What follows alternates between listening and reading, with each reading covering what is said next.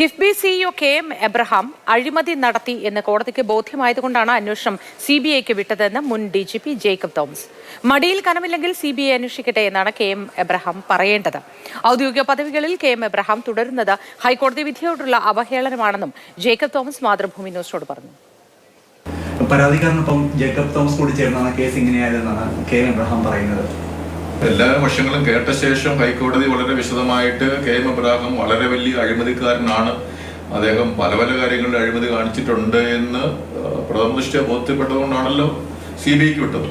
അല്ലെങ്കിൽ CBIക്ക് വിടാനുള്ള ഒരേ ഒരു കാരണമേ ഉള്ളൂ, കാരണം അദ്ദേഹം ഇന്ന് കേരള സർക്കാരിന്റെ വലിയൊരു തസ്തികയിൽ ഇരിക്കുകയാണ്. അപ്പോൾ എന്തിനേയും സ്വാധീനിക്കാനുള്ള കരുത്ത് അദ്ദേഹത്തിനുള്ളതുകൊണ്ടാണ് CBIക്ക് അന്വേഷിക്കാൻ പറഞ്ഞത്, വേറെ അതിൻ്റെ കാര്യമൊന്നും.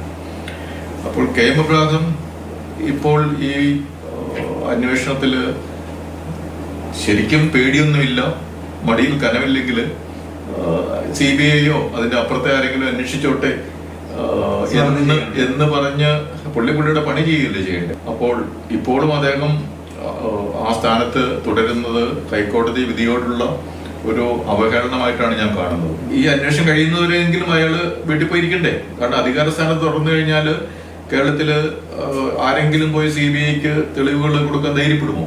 ഈ മുഖ്യമന്ത്രിയുടെ ഓഫീസിൽ നിന്ന് ആരോപണ വിധേയനാകുന്ന ആദ്യത്തെ ഉയർന്ന ഉദ്യോഗസ്ഥനല്ല ഇദ്ദേഹം. നേരത്തെ പ്രിൻസിപ്പൽ സെക്രട്ടറി ആയിരുന്ന M. ശിവശങ്കർ. മുഖ്യമന്ത്രി 2016 തുടങ്ങി കേരളത്തില് മുഖ്യമന്ത്രിയായിട്ടിരിക്കുന്നു. അദ്ദേഹം ആദ്യം നിയമിച്ച ഉദ്യോഗസ്ഥനാണ് ശിവശങ്കരൻ. അദ്ദേഹത്തിന്റെ പേഴ്സണൽ സ്റ്റാഫ് അല്ലെങ്കിൽ ഫസ്റ്റ് നിയമിച്ചത് ശിവശങ്കരനാണ്. അതിനുശേഷമാണ് ലോക്നാഥ് ബെഹ്റയൊക്കെ നിയമിക്കുന്നത്. അപ്പോൾ ആ ശിവശങ്കരൻ ചെയ്തുകൊണ്ടിരുന്ന എന്താണ് എന്നുള്ളത് പിന്നീട് നാട്ടിലുള്ള എല്ലാവർക്കും മനസ്സിലായി. അദ്ദേഹം ജയിലിൽ പോവുകയും ചെയ്തു. അപ്പോൾ ശിവശങ്കരൻ ചെയ്തുകൊണ്ടിരുന്ന കാര്യങ്ങൾക്ക് മാറ്റമൊന്നുമില്ലാതെ തുടർ ഭരണമെന്ന് പറഞ്ഞ് കിട്ടിയപ്പോഴത്തേനും അദ്ദേഹം ചെയ്തുകൊണ്ടിരുന്ന കാര്യങ്ങളൊക്കെ തുടർന്ന് പോകണമല്ലോ. അപ്പൊ അതുകൊണ്ട് ശിവശങ്കരനേക്കാളും കുറച്ചുകൂടെ പ്രാഗൽഭ്യമുള്ള ഒരാളെ അവിടെ ഇരുത്തി, അതാണ് ശ്രീ കെ.എം. എബ്രഹാം.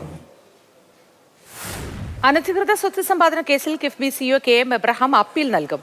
ഉത്തരവിന് മുൻപ് ഹൈക്കോടതി തന്റെ ഭാഗം കേട്ടില്ല എന്ന് ചൂണ്ടിക്കാട്ടിയാണ് അപ്പീൽ നൽകുന്നത്. പൊതുപ്രവർത്തകൻ ജോമോൻ പുത്തൻപുരയ്ക്കലിന്റെ ഹർജിയിലാണ് കെ.എം. എബ്രഹാമിനെതിരെ CBI അന്വേഷണത്തിന് ഹൈക്കോടതി ഉത്തരവിട്ടത്.